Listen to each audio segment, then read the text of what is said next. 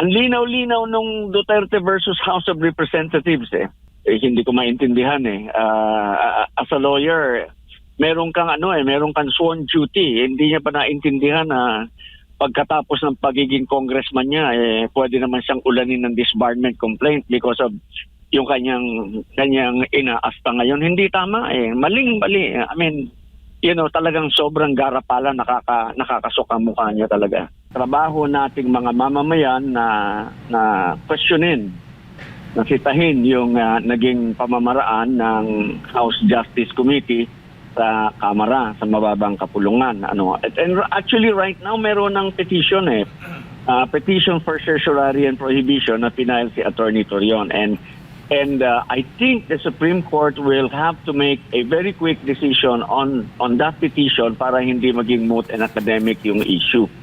Because it is a very, very important issue raised by Attorney Torion and the other petitioners on the procedures adopted by the House Justice Committee.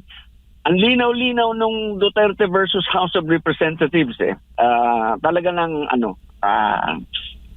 talaga namang I think hindi ko nga alam kung ayokong mamintas doon kay Attorney Luistro kung abogado ba talaga yan o hindi ko maintindihan as a lawyer, meron kang meron kang sworn duty. Hindi niya pa naintindihan na pagkatapos ng pagiging congressman niya, pwede naman siyang ulanin ng disbarment complaint because of yung kanyang inaasta ngayon. Hindi tama Maling-mali. I mean, talagang sobrang garapala, nakakasok ang mukha niya talaga.